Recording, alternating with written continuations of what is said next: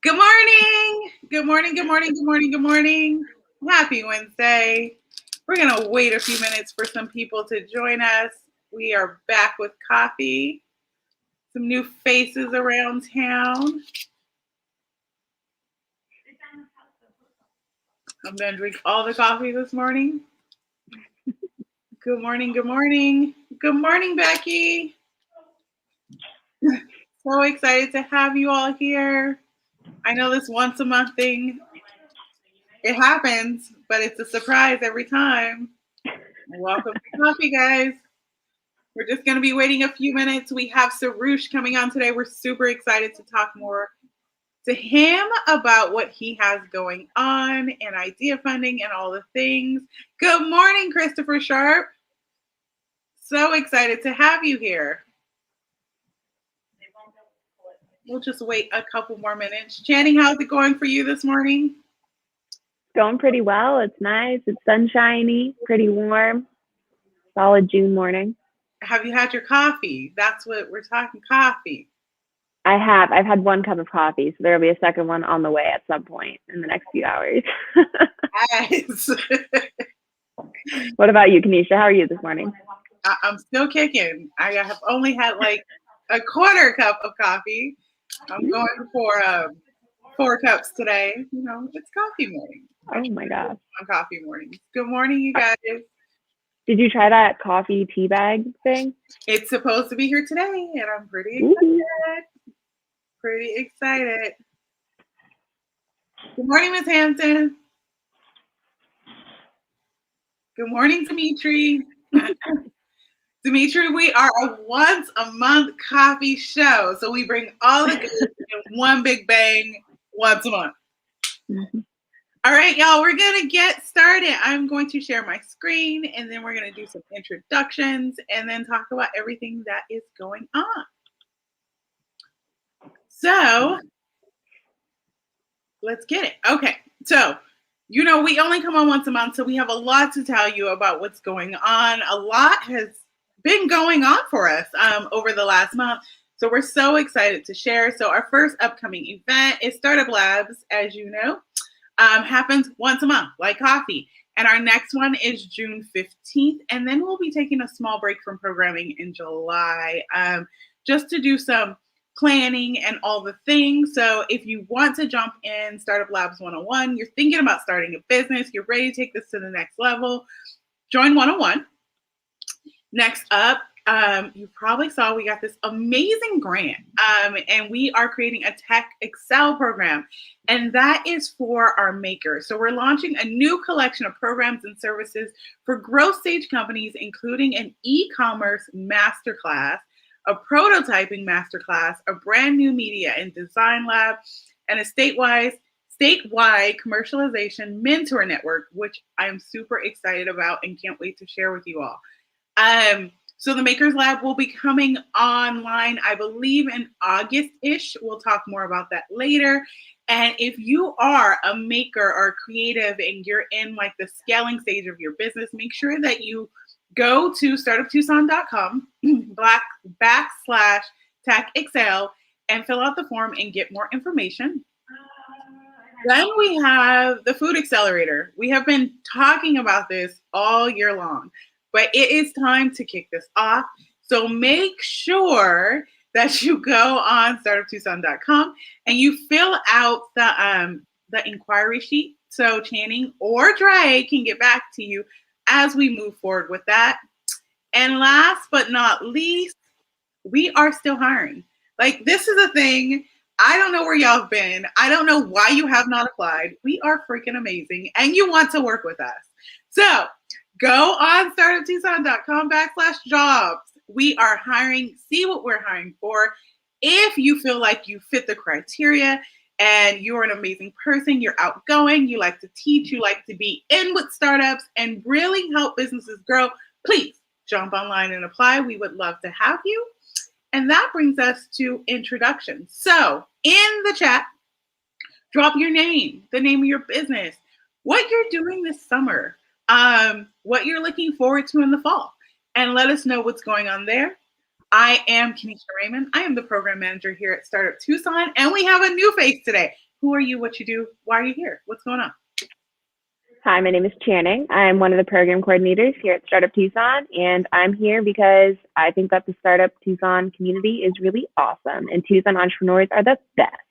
Aren't they? Do you know, I don't think there's any other entrepreneurs around town that are better than Tucson entrepreneurs. Channing, this is Channing's first coffee, you guys, so make sure you welcome her to a coffee because it's her first one.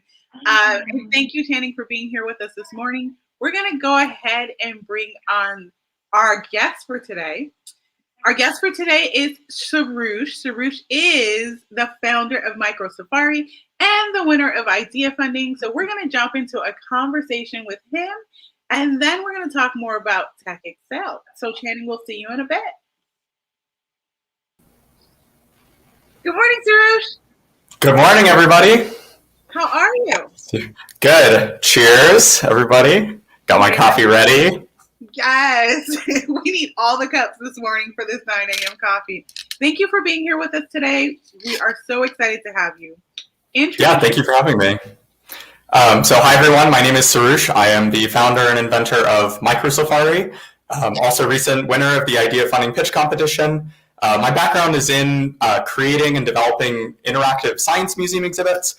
You can see some of my works on display at the Tucson Children's Museum and then also at a couple of museums out in the Bay Area.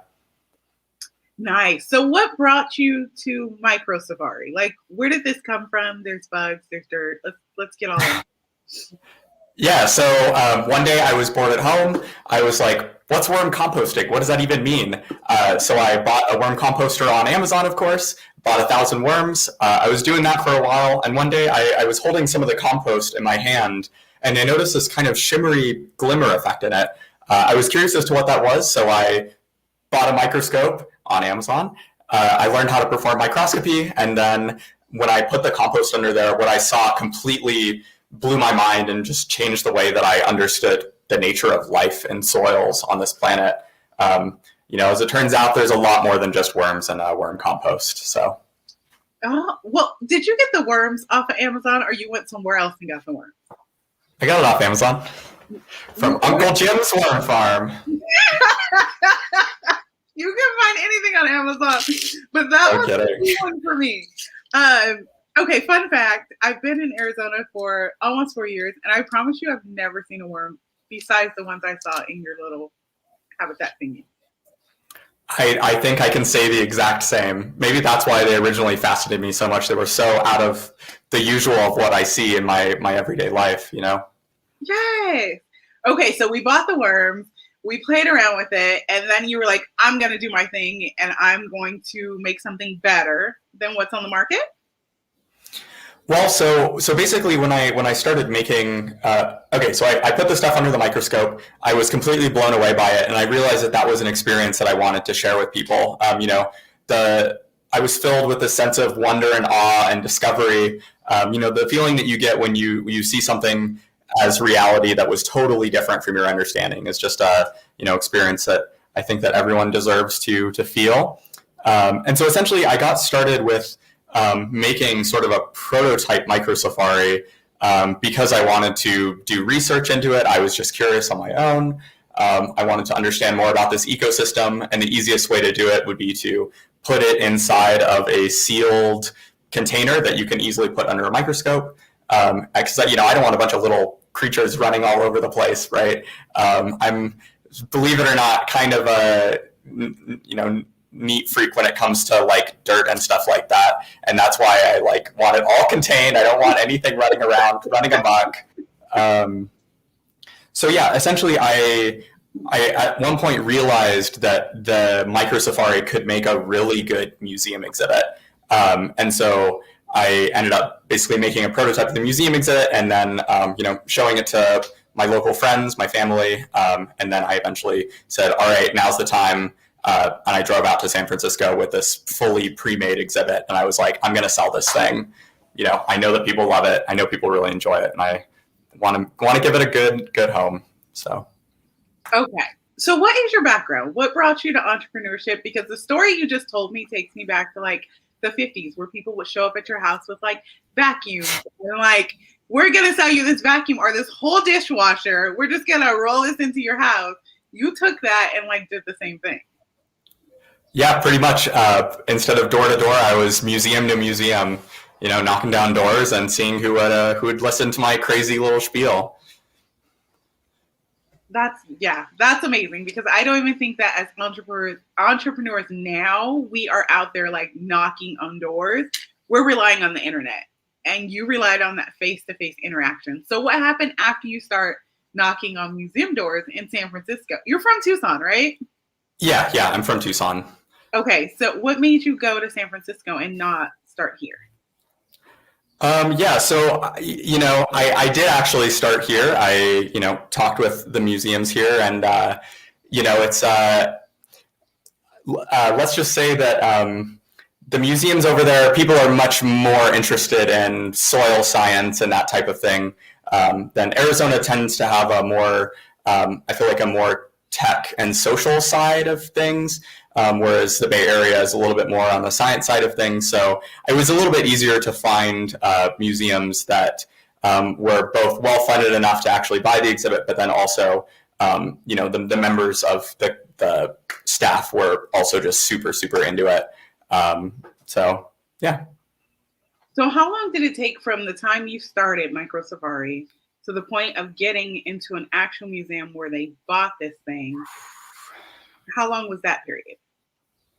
Well, I guess it depends how you define the start of Micro Safari. So from the time that I first bought a microscope and looked at the stuff to when the museum exhibit was in a museum, it was a couple of years, just because it started out as a hobby. It wasn't something that I originally started out thinking, I'm going to turn this into a business. It was something that I thought was cool and I enjoyed. And then eventually I slowly started, realizing more and more that this actually could be a business. So yeah, I would say it was probably about 2 years in total, maybe a year and a half. But that's not full-time work. That's me spending a couple of hours here and there on the weekend on it. So not bad. I like that. I like that the span of time because you can see the growth and you can see the transformation of the business. Okay, so let's talk real talk entrepreneurship, because it's hard and sometimes you want to quit. And not everybody does it because it's not easy. So what are some of the hiccups you had in the beginning and getting to the museum? And then we're going to talk about after that in just a bit. Yeah, so some of the major hiccups that I had were, and part of the reason why I went to San Francisco was to solve these hiccups. I did talk to, several of the Tucson museums. None of them were really the right fit for the specific product. And so that was a little bit challenging that I had to go way outside of, my usual sphere of connections and whatnot. I also, when I went to San Francisco, I first took this project to Maker Faire, actually. So that was the first time that I went to San Francisco. And that's why, it was San Francisco itself, was because they have Maker Faire over there. So I had my little booth, and that's actually originally where I made my first contacts with some of the museum people in the Bay Area. They saw my booth and they thought it was like weird and interesting. And they ended up buying some other exhibits from me before I had the Micro Safari, because at that time I didn't have the fully fledged exhibit built yet. I just sort of had like a very rough prototype of it. But yeah, as far as other hiccups go, I would say that, just learning the basics of entrepreneurship was a definite difficulty. I think that I did benefit quite a lot from starting in Startup Tucson's, most basic programs. Back then it was Thrive, which is, I suppose, the equivalent kind of to Startup Labs now. So I did a Thrive weekend, and I learned a very substantial amount from the mentors, and it really helped me, figure out my lean canvas and, the specifics on my customers and everything like that. So Soroosh, what problem is Micro Safari solving?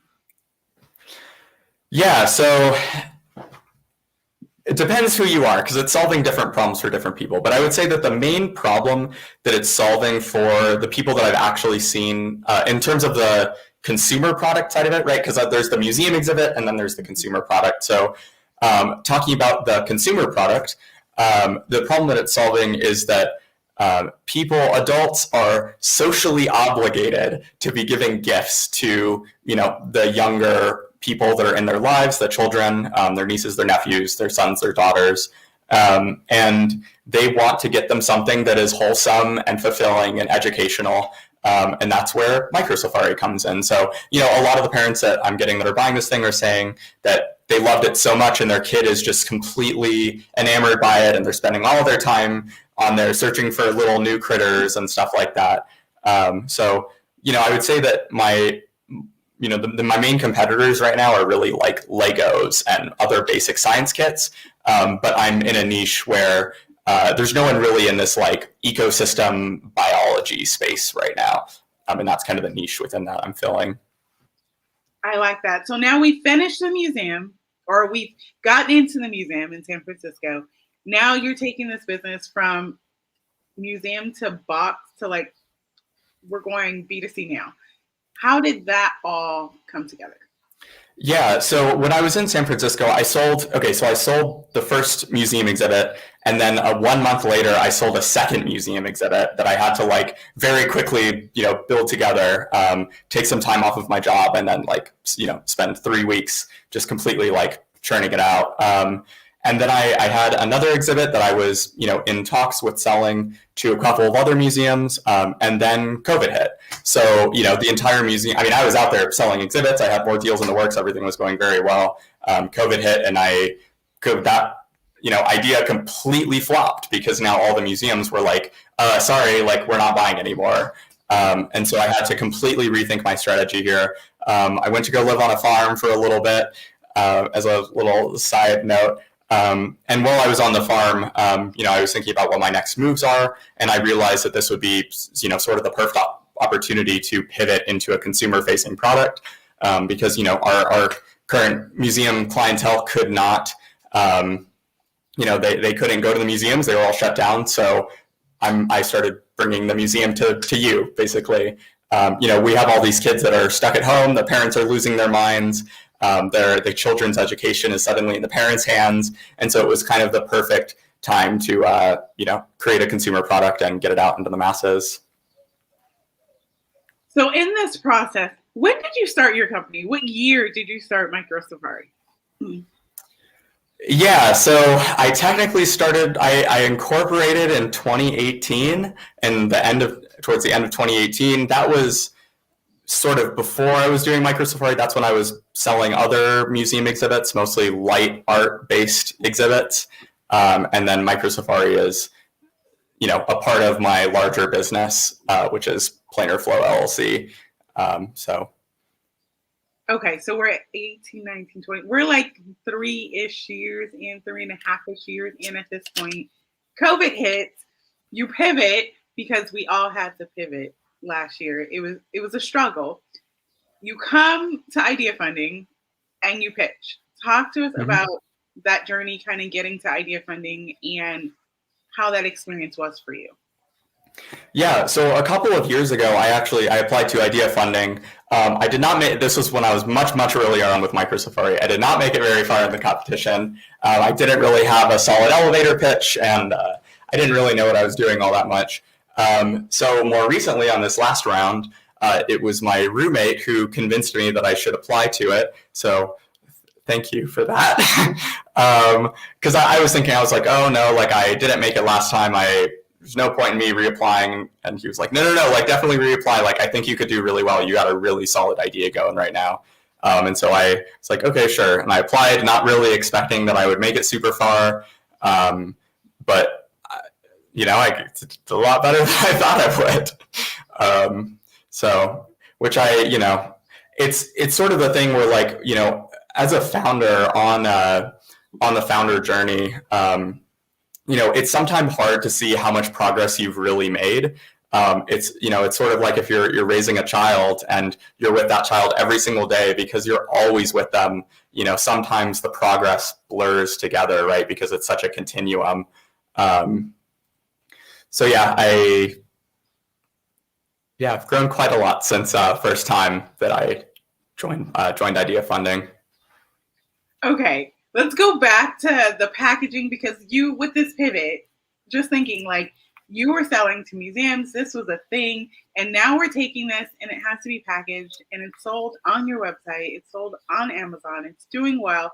What did that look like? How did that all come together? Because, we have this makerspace coming and people are trying to do the same thing you're doing. So how did that come together for you? Yeah, so I'll say that I was very thankful that I was in a good position where I had already sold some museum exhibits, and I had enough capital that I was able to get my own commercial space where I could actually build out the tools and the equipment and everything that I need to do that. Had I had access to, Tech Excel, I would not have needed to buy my own space. I would not have needed to buy my own laser cutter. I would have absolutely, used the resources that were available in the community before having to do it all myself. So, it ended up working out well for me. But, if I had been earlier on in the process, I would not have been able to do this fast. I would not have been able to contract out some of the help that I needed as far as the educational curriculum. And, it was helpful being able to pay people to do small parts of it here and there, so that I could focus on the stuff that I'm very, best at, right? What would be your recommendation for people who are doing all the things, and how do they refocus themselves on to what they love to do or like to do and still get the rest of the stuff done? Yeah. So, I would say that, continue your passions. I think an important lesson that I learned early on was to always try new things. So if you're passionate about some specific area, try new areas within that niche. So if you're super, super into sewing, try new patterns, try new, kind of crazy outfit ideas. Because you never know where your new ideas will take you. And maybe you'll find sort of a passion within a passion that you didn't realize that you had. And that's sort of what happened with Micro Safari. As I kept branching out and trying new things, some of the things worked really well. Some of them flopped really poorly. But the things that did work out, you just hone in on it and just keep grinding away until the things that work. Yeah, I think we all get stuck, especially in the beginning, doing all of the things, and it's all fun, and it doesn't always make you money. It's still a hobby. Can we talk more about the dirt and the worms and talk about what I can't talk about it because it makes me a little nauseous. But can you talk about everything that happens in the little things? Yeah. Yeah, and so that's a phenomenon that I commonly see where there are really two types of people. The people that think these little organisms are super, super cute and they're all totally fond over them and everything. And then on the other side, people think that it's really disgusting and very off-putting. I would say that I'm somewhere in the middle, maybe leaning towards a little bit more of the disgust side of it. And this is why I like to keep everything very well contained in this little box. Anytime I touch the compost samples, I'm putting on gloves. I know a little too much about what's going on in there that I don't want to, I will put on gloves when I handle garden soil and whatnot.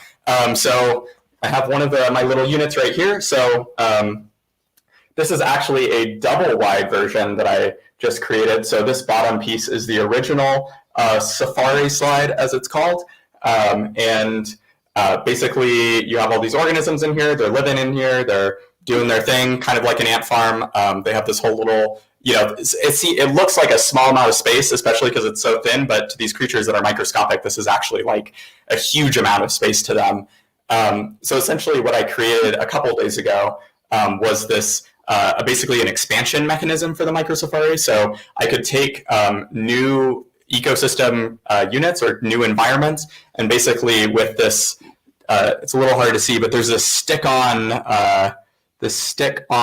connector piece that you just remove the paper from it and then slap it down. There's a piece of double-sided tape on the back, and it essentially introduces these organisms into new environments. So for example, this new environment on the top is the human-made slide. So it contains a bunch of different human-made materials. So there's papers and there's plastics and there's all kinds of stuff in there.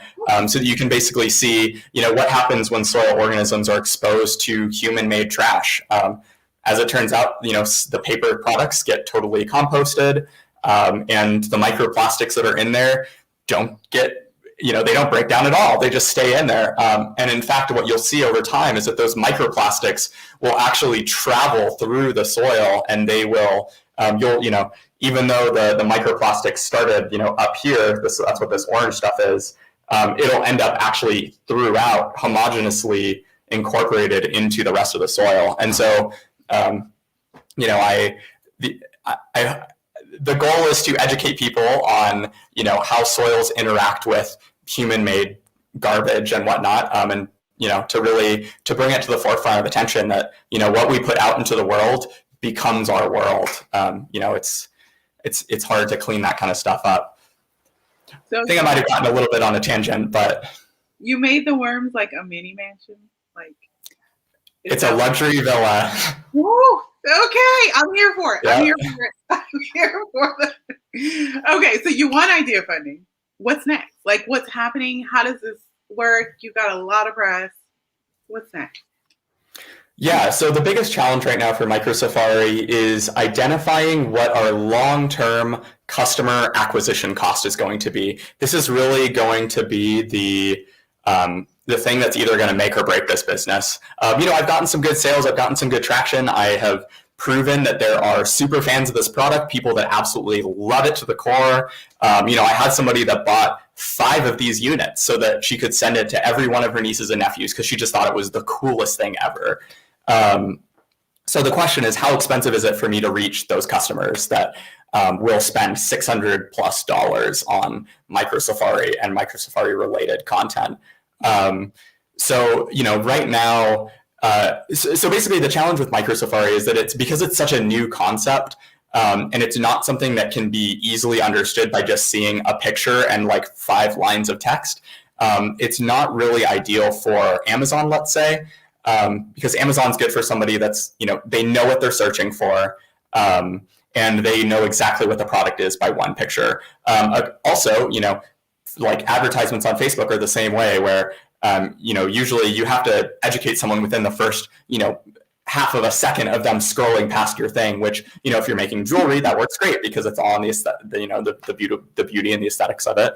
But for a product like this, I need to be a little bit more creative with my marketing efforts. So it's two things to figure out: customer acquisition cost, and then what is the ultimate lifetime value that I can get out of our super fan customers. So can I make 10 different expansion kits? The goal with making this booster kit is that you can keep adding on these sections. So you can make an entire panel wall of Microsafari so that you have an entire ecosystem of creatures that can transit between their little environments, and you can watch it over time, watch it how it grows and adapts and changes.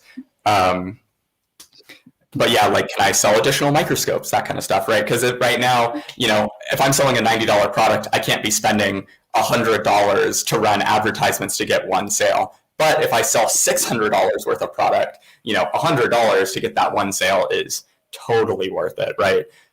So figuring these things out is the biggest challenge. I've had some good early success with a YouTube search engine optimization marketing strategy, where I basically make educational videos that are geared towards specific search terms. So I started by making a video that was, what microscope should I buy in 2021? And I am very proud to say that if you look up microscope on YouTube, I am one of the top search results. It varies between 3 and 5 in the past couple of days. But I've been getting some serious web traffic from that one video, and I've been making sales from that video, right? Because people are already searching for what microscope to buy, and then they see this auxiliary product that totally adds on to the microscope experience, and then it's a much easier sell at that point than just to sell it to some random person who doesn't have any overlapping interests and whatnot. Yeah, guys, continue to start dropping your questions down here. We're going to be taking questions in 1 minute. So Microsafari is now, we're going to look at this acquisition cost and how that looks. What is your best dream picture? What does this look like in 5 years? Yeah, so I think that, my goal right now is to build out the product to a place where I can eventually get it acquired by one of the larger STEM activity kit providers. So, for example, KiwiCo would be a great acquisition for this. Right now they're making these at-home science kits for kids to build little catapults and for them to do little science experiments and stuff like that. And they basically have every single category of subject except for biology right now.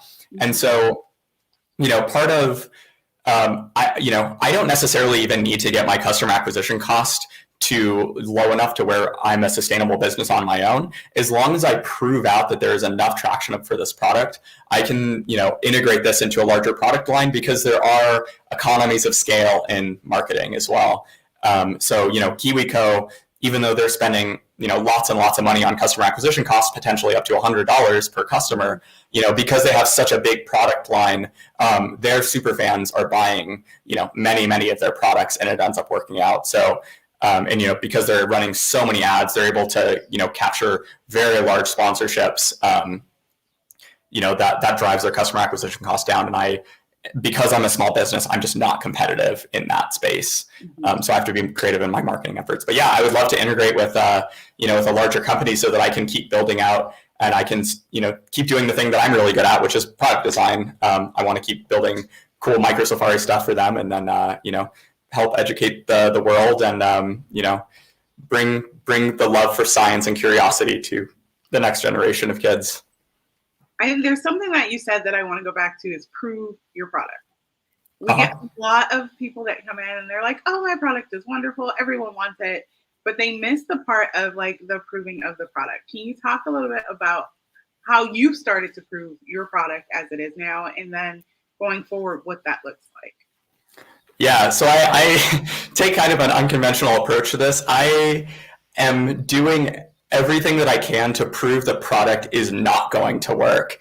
So far I've been unable to prove it. People are still loving it. But yeah, I also, you have to take everything that your friends and family and people that are close to you will say about your product. Oh, this is such an amazing product. The real test is, will people that are across the country who don't know who you are, will they buy the product and will they enjoy it? If you get to that stage, you've proven that, your product is something that people actually like. I tend to be very pessimistic about the product, whether that's a good thing or a bad thing, that I assume that people don't like it. And I end up proving to myself, I have to convince myself that people do actually like it. It's kind of a counterintuitive way to think about it, but I don't know. It's helped me in my journey to improve the product and to make it so good that people do actually really love it. So I like that. I like that you're trying to prove that it's not going to work, but in real life, it's working and it's doing amazing. Thank you, Soroosh, for sharing your journey with Micro Safari. Thank you for being a part of Ideafunding. Congratulations on your win. I want to talk about what's going on right now in the here and now. So if you guys did not get the newsletter because you have not signed up, one, I need you to sign up. But two, Soroosh, welcome to our team. We're so excited to have you. Tell us about what you're doing, all the things. You're in the tech Excel space, so give it to us. Yeah, so I joined up with the Startup Tucson team, leading their Tech Excel program as far as buying equipment, purchasing equipment. Tech Excel, the makerspace specifically, was something that I could have made really great use of when I was, starting Micro Safari, and I didn't have those community resources accessible to me. So I think that we have a really amazing opportunity to build out a makerspace and media lab that's going to be super, super useful to our growth stage companies. And I am extremely excited to be a part of Startup Tucson, helping build out that space. If you are interested in the program, you're a growth stage company, and you have not filled out our survey as to what equipment that you would like to see in the space, please do reach out. I would love to hear your thoughts. We're building a space that is based off of the customer interviews of what our startups actually need, right? I can make a bunch of assumptions about what startups need based on my own journey, but at the end of the day, every startup is different and their needs are different. So, love to hear from you on that regard. Yes. So if you are sitting at home and you're complaining about what we don't have in town, now is the time before we spend money to tell Soroosh what you're looking for and how you can use it. And other people you know that are in that same bucket, like, get them involved. This is a whole community project. And Soroosh has been working really hard to reach out to people to see what you all want before we start buying things. We're going to bring Channing in because Channing, she's new too. So we're going to bring her back on the screen. Channing, do you have any questions for Soroosh about Micro Safari or Tech Excel or anything? I apologize if this was already asked. It's been a little bit of a busy morning at the office today. But what was the most unexpected or surprising thing that you've learned through the process of building Micro Safari? Ooh, most surprising thing. I think that my understanding of the museum exhibit market was totally different than what it first was when I got started about it. The museum market is a lot more finicky than I thought it would be. I was under the impression that museums had sort of a stable income source. Maybe they got a lot of government funding, something like that, which used to be the case many, many years ago. But I learned that it really is almost entirely based on private donations now. And so, when I first sold the first Micro Safari, I basically went to I got invited to present at one of their board meetings, and one of the board members, an anonymous board member, I don't even know who it is, loved the idea so much that they wrote a $20,000 check right then and there for it. And that was not unheard of, right? That was not out of the ordinary. And so, I guess every market that I've gone into, whether the consumer market or the museum market, always surprises me about how it actually works, what actually drives people to want to buy things. And I think that's something really important to consider as a startup. Is that, your assumptions about the reason people buy things are probably wrong because everyone has different ideas and reasons for buying things. And, people seem to buy things a lot more on emotion than we want to let off. People do buy with emotion. That's like one of the number one things as you are selling things. Understand that people buy with emotion. It's all different kinds of emotion. You can be angry, you can be happy, you can be sad, you can be excited. Like, there's emotion, but they always buy with some kind of emotion that helps get the purchase. What is one thing, Soroosh, that you will leave us with and our entrepreneurs with today that they can take forward and work on their business? Yeah, so I think that the most important thing to my journey so by far was trying new things, always try new things. No matter how sort of ridiculous it seems, you never know where something's going to lead. And if I had always stayed in my comfort zone and never tried stuff that was, slightly out of the ordinary, I would never have made any progress. And I would still be, alone in my room, fascinated by these little creatures under a microscope and not have, had this experience enjoyed by thus far tens of thousands of kids in museums. That's amazing. You have a great story and a great journey and a long ways to go because your company's young. It's going to be exciting and there will be more bugs and things. And where can people find you? Yeah, so you can find our website at microsafari.org. Also, if you'd like to reach out regarding the Tech Excel program, you have some ideas of what kind of equipment you want to see in there, you can email me directly at soroosh@startuptucson.com. And yeah, I would love to hear from you. Well, perfect. Thank you all for joining us today. We will see you in August because we take July off from programming, but we will be popping in throughout the month to give you guys updates and let you know what's going on. Make sure you sign up for our email newsletter because those two go out once a month. If you need anything, feel free to email Channing at startuptucson.com. Give her a welcome. Let her know you guys are all excited for her to be here. Email Soroosh with all the things that you would like to see us buy. And apply for a job because we're amazing and we're fun people. Like, if nothing else, we have coffee. So I hope you all have a great day and we will see you next time for Startup Coffee. Bye, guys.